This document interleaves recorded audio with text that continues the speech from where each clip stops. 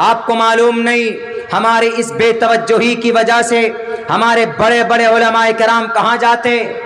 R S S کے plate form پر گئے ہوئے ہیں۔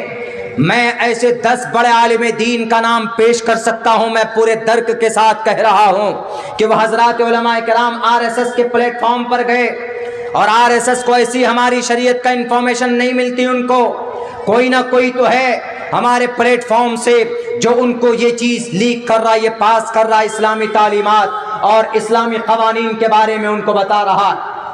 کیوں گئے آر ایس ایس کے پلیٹ فارم میں؟ ذمہ دار ہم لوگ ہیں۔ کیسے ذمہ دار ہیں ہم لوگ؟ ہم لوگ اپنی مسجد جب بناتے ہیں تو مسجد کے امام صاحب کے اوپر جو پنکھا لگتا ہے وہ ہوگا جناب اوشا کمپنی کا، بجاج کمپنی کا، یا طوفان کمپنی کا، یا روکسی کا، اس کا ہوگا فین، تاکہ مولانا صاحب کو بہتر ہوا لگے۔ اور نیچے جو مصلی بچھاتے ہیں ایک دم قالین موٹے والے شاندار قالین بچھاتے ہیں، ان دونوں کے بیچ میں جو امام صاحب نماز پڑھاتے، ان سے پوچھو کہ تنخواہ کتنی ہے امام صاحب کی، وہ کہیں گے 4000 روپے تنخواہ۔ واہ بھائی واہ!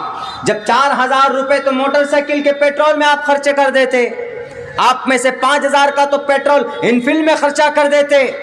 جب سے ہم لوگوں نے ایسا مزاج بنایا ہے کہ نہیں 5000 6000 تنخواہ ہونی چاہیے علماء کرام کی، مسجد مدرسوں میں پڑھانے والوں کی، نہیں، بہتر سے بہتر تنخواہ دیجیے۔ امام سب سے زیادہ پابند ہوتا ہے اپنے وقت کا، اپنی ڈیوٹی کا، کہ 24 گھنٹے میں 5 وقت آپ کی نماز کو لے کر اللہ کے پاس جاتا۔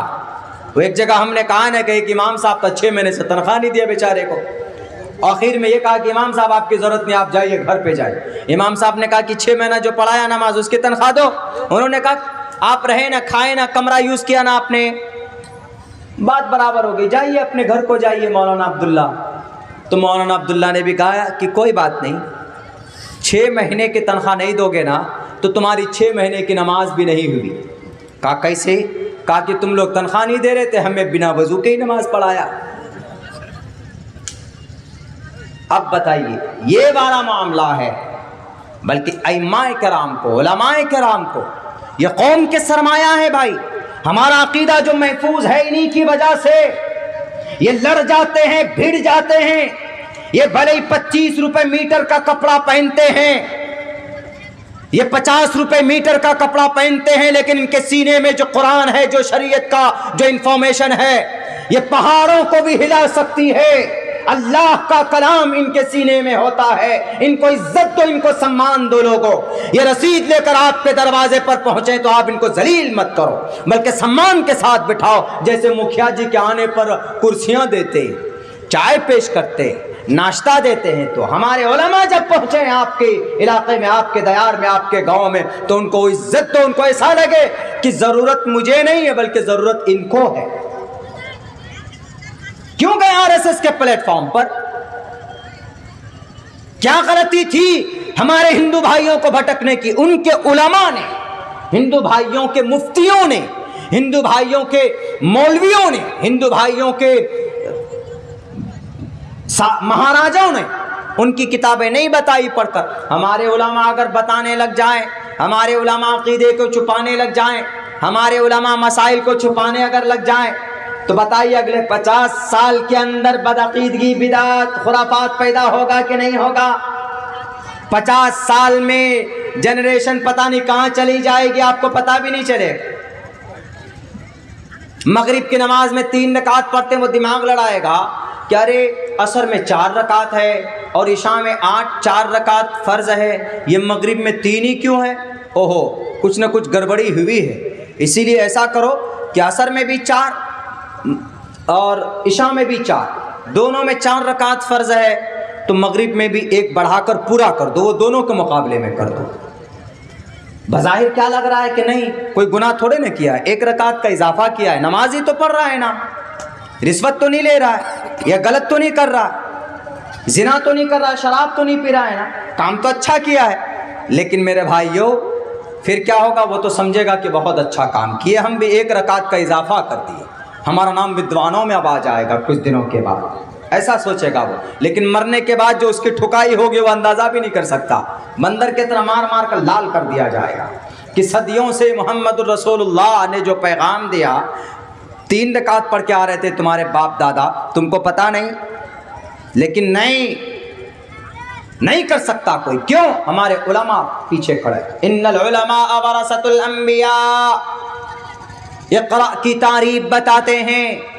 مدرسہ آپ کے گاؤں میں ہے تو آپ خوش نصیب ہیں، مکتب آپ کے گاؤں میں ہے تو آپ نصیب والے ہیں۔ آپ کے مدرسے میں، آپ کے گاؤں کے مدرسے میں بچے پڑھتے ہیں تو مہمانان رسول ہیں، وہ ان کو سمان کیجئے، ان کو اچھا کھانا کھانے کی دعوت کیجئے۔ علماء کو ایسا محسوس ہونے نہ دیجئے کہ بھئی وہ ذلیل ہو رہے ہیں۔ ابھی ایک پروگرام میں ہم گجرات گئے، میرے بھائیوں، جو انہوں نے ہم کو تحفہ اور نذرانہ پیش کیا، جو انہوں نے ہم کو ہدیے تحائف دیے، میں امید نہیں کر سکتا تھا۔ وہ گجرات جہاں پر 27 فروری سن 2002 کو فساد شروع ہوا، جہاں پر 59 کار سیوکوں کو، 59 لوگوں کو ٹرین کے 2 ڈبوں میں ڈال کر ایک سازش کے تحت، ایک پلاننگ کے تحت جلا کر مار دیا گیا، اور پھر وہاں سے جو دنگا شروع ہوا ہے پورے گجرات میں 3200 مسلمان مارے گئے، اور ان سے کہیں زیادہ ہماری عورتوں کی عزتیں لوٹی گئی۔ حاملہ عورتوں کے پیٹ چاک کر ان کو، بچوں کو نکال کر گولیوں سے بھون دیا گیا۔ باپ کے سامنے بیٹیوں کو برانا کر کے ان کی عزت لوٹی گئی، ان کے ایک ایک پیر کاٹ دیے گئے۔ عورتیں ٹرک میں بیٹھ کر بھاگنے کی کوشش کرتی تھی تو اس ٹرک کو آگ کے حوالے کر دیا جاتا تھا۔ اسی گودھرا میں، اسی گجرات کے اندر ابھی اسی مہینے کی قریبی تاریخ میں ہم پروگرام کر کر وہاں سے پہنچے۔ میرے بھائیو، آپ کو یقین نہیں ہوگا، آپ کو وشواس نہیں ہوگا، 22 تاریخ کو پروگرام تھا، ان کو ایسا لگ رہا تھا کہ میں عبداللہ سالم کوئی انسان نہیں ہوں، میں شاید ان کے بیچ میں کوئی فرشتہ آ گیا ہوں، میں ان کے بیچ میں شاید کوئی ایک قوم میں جو محبت ہوتی ہے اپنے سردار میں شاید ان کا سردار بن کر آ گیا ہوں۔ وہ پیاس، وہ محبت، وہ شان و شوکت، وہ عزت وہ لوگ دیتے۔ شاید یہی وجہ ہے کہ گجرات کی دھرتی پر سب سے زیادہ اللہ تبارک و تعالیٰ نے رحمتوں کی بارش کی ہے۔ پورے بھارت کے اندر تقریباً جتنے بھی مدارس چلتے ہیں، گجرات کا ایک بہت بڑا چندہ آتا ہے، وہاں کے احمد آباد سے، وہاں کے بڑے بڑے شہروں سے، پورے ہمارے خصوصاً سیمانچل کے اندر کئی اداروں کے اندر پہنچتا، اور مسلمان اچھی حالت میں ہیں کیونکہ علماء کو سمان دیتے ہیں، علماء کو عزت دیتے ہیں۔ کسی بھی عالم دین کی تنخواہ وہاں پر 15,000 سے 20,000 سے کم نہیں۔ ہم نے جس مسجد میں جمعے کی نماز پڑھائی، اس مسجد کو انہوں نے 13 کروڑ روپے خرچ کر کے اس مسجد کی تعمیر کی، اور وہاں پر جو جامع مسجد اور جو مرکزی مسجد تھی، سب سے بڑی مسجد، وہاں پر 27 کروڑ روپے خرچ کر کے انہوں نے اس مسجد کو بنایا۔ صرف مسجد نہیں بلکہ مدرسے الحمدللہ علی شان ان کے بنے ہوئے تھے۔ وہ سمان، وہ عزت وہاں پر انہوں نے علماء کرام کو دیا ہے۔ آپ اگر نہیں دیں گے اپنے علماء کو عزت و سمان تو آپ کا عقیدہ سب سے پہلے چلا جائے گا، اور آپ کی اس عقیدے کی حفاظت کون کرتا ہے؟ یہ علماء کرام کرتے ہیں جو اقراء کی تعلیم کو اپنے مدرسوں میں بیٹھ کر عام کرتے ہیں۔ ورنہ ہندو بھائیوں کے اندر تو یہی ہوا، یہودیوں میں کیا ہوا، کرسچن میں کیا ہوا، بڑے بڑے علماء تھے نا ان کے، لیکن اپنے اپنے گرنتھوں کو خود سے انہوں نے بدلا، خود سے تبدیل کر دی۔ ایک کتاب ہے، ایک ایشور کے بارے میں دو لائنز ہیں، And I pray my father and my mother، Bible میں کرسچن لوگ کہتے I pray my father for my mother، پہلے چیپٹر میں یہ ہے۔ اور کرسچینٹیز کی اسی بائبل کے اندر آپ جو امریکہ سے ہے، انسائکلوپیڈیا کے اندر دیکھیے جو بائبل کا ذکر کیا ہے، اس میں کیا لکھا ہے 5ویں نمبر کے اولڈ میں، He has no father no mother۔ پہلے کہہ رہا ہے کہ I pray for my father and mother، یعنی عیسیٰ کے لیے اور مریم کے لیے۔ بہت غلط عقیدے ہیں اس تعلق سے، اور وہیں پر آگے وہی کیا کہہ رہا، He has no father no mother، انہی کے بارے میں کہہ رہے ہیں کہ نہ ان کے ماں ہے نہ پتا ہے۔ میرے بھائیو، یہ غلطی کہاں سے پیدا ہوئی؟ یہ غلطی پیدا ہوئی ان کے علماء نے خیانت کی ان کی شرعی مسائل میں، ان کی دھارمک گرنتھ کے اندر۔ صحیح تعلیم قوم کے بچوں کو نہیں دیا، نسلوں کو نسلن بعد نسل آتی گئی، وہ قوم ذلیل ترین ہوتی گئی۔ اللہ کے نبی علیہ السلام آئے اسی قوم کو، اللہ کے نبی علیہ السلام آئے قوم کے بیچ میں، کرسچنٹیز کے بیچ میں، یہودیوں کے بیچ میں، مشرکین کے بیچ میں، انہوں نے اس پستی میں زندگی گزارنے والے قوم کو اقرا کے ذریعے سے، قرآن کے ذریعے سے فلک الافلاق پر پہنچا دیا، عرش پر پہنچا دیا، اور دنیا کے اندر سب سے بہترین قوم اللہ تبارک و تعالیٰ کے ذریعے سے تصدیق دلوا دی اللہ تبارک و محمد رسول اللہ نے، اور اللہ نے قرآن میں کہا وَأَنْتُمُ الْأَعْلَوْنَ إِن كُنتُم مُؤْمِنِينَ، تم ہی سب سے ہائیسٹ ہو، تم ہی سپر پاور میرے بھائیوں۔ لیکن ہم لوگ آج کہاں جا رہے ہیں، کس راستے پر جا رہے ہیں، ہم لوگ خود ہی سمجھ سکتے ہیں، ہم لوگ خود ہی اندازہ لگا سکتے ہیں، چونکہ وقت بھی بہت ہو چکا ہے اور میں نے ایک لمبا سفر کر کے خود ہی یہاں تک، آپ کے یہاں تک، دیار تک گاڑی ڈرائیو کر کے پہنچنا ہوا۔ میرے بھائیوں، میرے ساتھیوں، میں یہی بات کہوں گا کہ اگر اپنے عقیدے کو، شریعت کو بچانا ہے تو اقرا پر عمل کیجئے، اپنے بچوں کو تعلیم دیجئے، اپنے بچوں کو دونوں تعلیم دیجئے، اپنے مدرسے کی بھی تعلیم دیجئے اور اپنے اسکول کی بھی تعلیم دیجئے، ورنہ ہندو گرنتھوں کی طرح ہوگا تسمات شاسترم پرماننتی، کہ کہیں گے ایشور اللہ تو کہے گا اقرا پڑھو، لیکن ہمارے علماء کرام سے جب آپ ہٹ جائیں گے، جب علماء چھوڑ دیں گے، دنیا کی تجارت میں لگ جائیں گے، تو پھر ہمارے علماء کرام RSS کے پلیٹ فارم پہ پہنچیں گے، VHP کے پلیٹ فارم پر پہنچیں گے، ہمارے علماء کرام بجرنگ دل کے پلیٹ فارم پر پہنچیں گے، ہمارے علماء کرام کیوں؟ کبھی کبھی ایسا ہوتا ہے جناب، دنیا کے ریل پیل، دنیا کی محبت، دنیا کی شان و شوکت، کوئی گاڑی کا لالچ دے دے، کوئی پیسوں کا لالچ دے دے، تو آدمی جب حالات کے زد میں آتا ہے تو اپنے ایمان کو بھی بیچ کر چلا جاتا ہے۔ مسلم راشٹریہ منچ RSS کا بنایا ہوا کچھ لوگ علماء کرام ہیں جو ہمارے اسلام کی تعلیمات سے ان کو آگاہ کرتے ہیں، اور ان کو سب سے زیادہ خطرہ جس تعلیم سے ہوتا ہے اسی کے اوپر مہر لگانے کی کوشش کرتے۔ میرے بھائیو، وہ علماء کرام ہیں ہمارے، اس لیے غنیمت جانو اپنے ان مدرسوں کو، غنیمت جانو اپنے علماء کرام کو، غنیمت جانے ہم اپنے مفتیان کرام کو، ہم اپنے حفاظ کرام کو، قرائے کرام کو، جن کے سینے میں قرآن ہو ان کو عزت دیجئے، جن کے سینے میں بخاری ہو ان کو عزت دیجئے۔ عزت ملی تھی امام بخاری کو، اخیر کے اندر ان کے اوپر تہمت لگا کر باہر تو نکالا گیا تھا، لیکن پوری دنیا کے اندر عرب ممالک کی گردنیں جھکا دی۔ عرب ممالک کے لوگ بولتے تھے کہ ہمارے پاس قرآن نازل ہوا ہے، ہم سے بڑا کوئی نہیں ہے، یہ کون ہوتا ہے؟ بخاری۔ لیکن جب امام بخاری کی ایک ایک حدیث کی تصدیق کی گئی، ایک ایک حدیث کے اسماء رجال کی، راوی کی جب نقد و جرح کی گئی، تو میرے بھائیوں پورے عالم عرب کے لوگوں نے سر جھکایا کہ قرآن کریم کے بعد اگر سب سے مضبوط ترین کوئی کتاب ہے تو اس کتاب کا نام الصحیح البخاری ہے۔ کس کے ذریعے سے اللہ نے ان کو عزت دی؟ عرب کی گردنیں کیوں جھکی؟ علم کی وجہ سے، تعلیم کی وجہ سے۔ اگر آپ دوبارہ اپنی عزت چاہتے ہو، اگر آپ دوبارہ اپنی آبرو چاہتے ہو، اگر دوبارہ آپ اپنے حق حقوق چاہتے ہو، تو سب سے پہلے بنیادی تعلیم دھارمک کو اپنے بچوں کو دلائیے۔ ہر جلسے میں کہتا ہوں، یہاں پر بھی کہتا ہوں کہ بنیادی دینی تعلیم کے ساتھ ساتھ دنیاوی تعلیم سے بھی اپنے بچوں کو آراستہ اور پیراستہ کیجئے، اور اپنے بچوں کو بتائیے کہ بیٹے اگر تم کو کوئی مارتا ہے تو بھارت کے سمویدھان نے تمہیں اجازت دی ہے، اس کے ہاتھ کو پکڑو اور تم گورنمنٹ سے سوال کرو کہ protection of certain rights, protection and personal protection of life and personal liberty, میری عزت کی رکشا کرنا، میری جان کی رکشا کرنا۔ آپ بہار کے ہیں تو آپ بہار کے کٹیہار ڈسٹرکٹ کے ہیں، اگر آپ کو کوئی مارتا ہے، اگر آپ کے داڑھی پر کوئی الزام لگاتا ہے، اگر آپ کے مسلمان پر کوئی شک ہو، مسلمان ہونے پر شک کرتا ہے، تو آپ اس دھار آرٹیکل کے تحت آپ جائیے DM کے پاس، آپ جائیے منسٹر کے پاس، آپ جائیے MP کے پاس، MLAs کے پاس، اور کہیے کہ سر I am a Muslim، میں ایک مسلمان ہوں، میرا نام عبد الرحمان ہے، میں ایک ناگرک ہوں، میرے پاس سارے پروفز موجود ہیں، مجھے فلاں بندہ پریشان کر رہا ہے، مجھے فلاں آدمی مارنے کی کوشش کر رہا ہے۔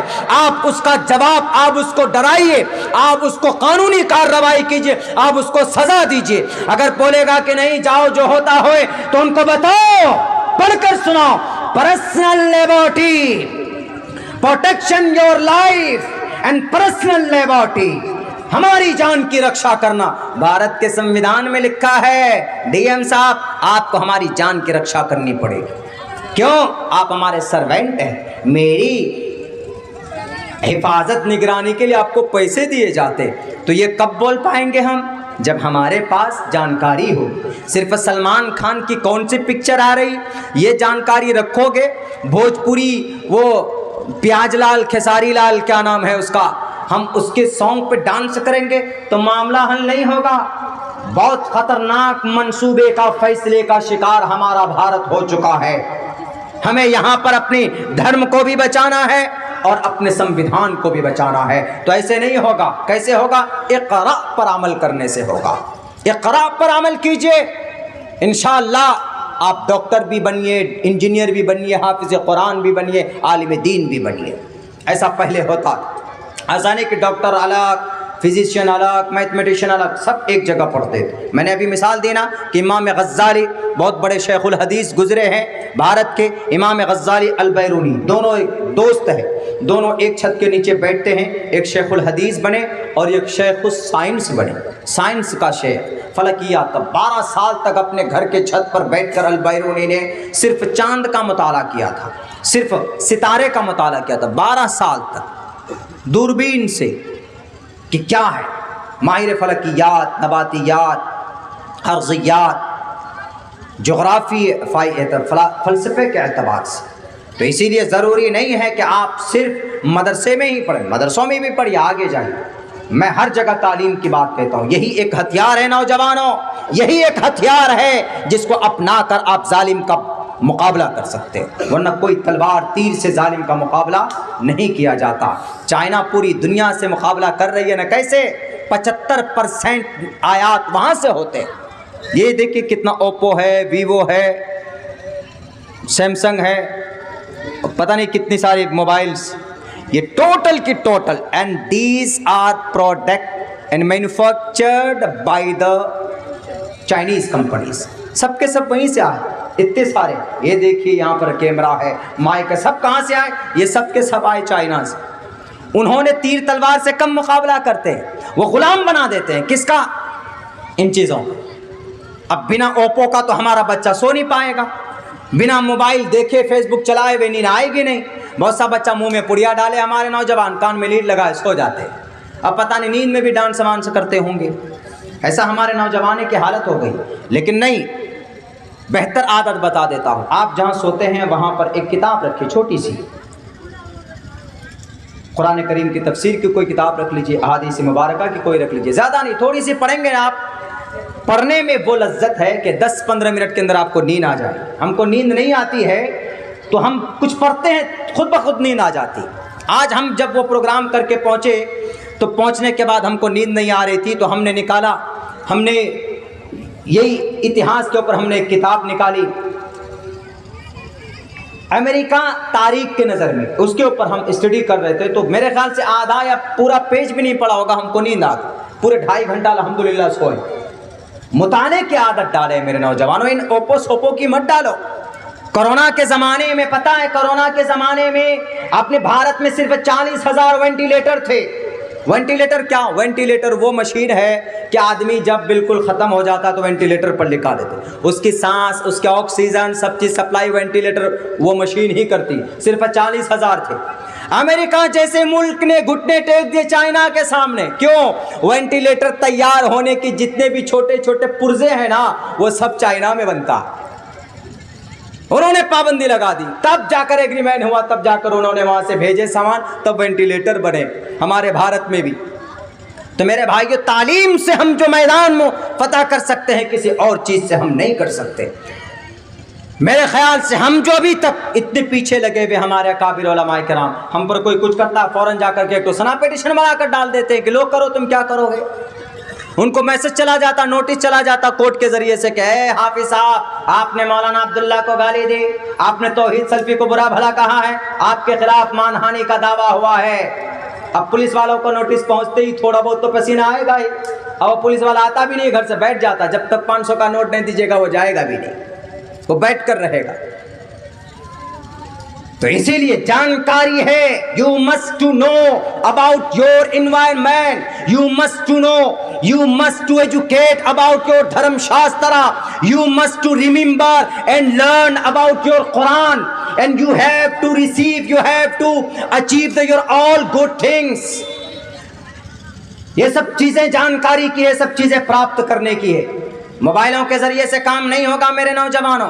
قرآن پڑھو, قرآن کے احکامات پر عمل کرنا ہوگا. نہیں عمل کرتے تھے نا لوگ, لے آئے CAA, لاؤ CAA, الگ الگ کر دو. اللہ نے ایسی بیماری ڈالی کہ تم الگ الگ کرنے کی بات کرتے ہو. لوگ تم کو تمہاری بیوی سے الگ کر دیتے. ایسی بیماری لائے کہ اب کہتے کہ بھیا 6 فٹ دور رہو. CAA کے ذریعے الگ کرنا چاہ رہے تھے نا, تو اللہ نے کہا کہ لاؤ ہم کرونا لا کر کے تم کو ایسا الگ کر دیں گے تم ہاتھ بھی نہیں چھو سکتے. ہمارے نبی کہتے ہیں کہ ہاتھ دھو کر کے کھانا کھاؤ. تو ہاتھ دھو کر کے کھانا کھانے کی جب تبلیغ عام ہوئی تو لوگ بولنے لگے یہ تو محمد رسول اللہ کا طریقہ ہے, اس کے اگینسٹ میں کام کرو. تو اللہ تبارک و تعالیٰ نے کہا اچھا نہیں مانو گے, تم کو اس سنت پر بھی عمل کروائے. اور ایسا زمانہ آیا, یہ کرونا کا کووڈ آنے سے فائدہ ہی ہوا. 2 فائدہ ہوا. ایک فائدہ تو یہ ہوا کہ یہی لوگ بولتے تھے کہ ہاتھ دھونا سنت رسول نہیں ہے, کوئی فائدہ نہیں ہے. تو لوگ کرونا آ کر کے کہا کہ ہیں واش یور ہینڈس, اپنے ہاتھ کو دھو. بعض لوگ تو 15 مرتبہ دھوتے تھے, پانی رکھتے تھے اپنے پاس میں ہاتھ دھونے کے. لوگ تم عمل نہیں کرو گے, اب دن میں 15 مرتبہ ہاتھ دھونا پڑ رہا ہے. 1450 سال بعد کم سے کم ایسا تو ہوا کہ یہ کووڈ نے عمل کروا دیا, کرونا نے, کہ بھئی ہاتھ دھونا یہ سنت رسول ہے. یہ تمام بیماریوں کا علاج تو محمد بہت پہلے بتا کر کے. بہرکیف نوجوان ساتھیوں, میرے مسلم بھائیوں, دانشور طبقے کے لوگوں, تعلیم کو عام کیجیے. تعلیم ایک زینت ہے آگے بڑھنے کا. تعلیم کے اوپر ہم نے بات کی ہے, کوشش کی ہے آپ کو آگے بڑھانے کی. بس اللہ سے دعا کرتا ہوں اللہ آپ کے اس ادارے کو ترقی دے. آپ سب لوگوں کو, جن جن لوگوں نے تعاون کیا ہے, بے پناہ اللہ تبارک و تعالیٰ آپ سب کو دین کی خدمت کے لیے قبول فرمائے. بہت بہت شکریہ, جزاک اللہ. السلام علیکم ورحمۃ اللہ وبرکاتہ.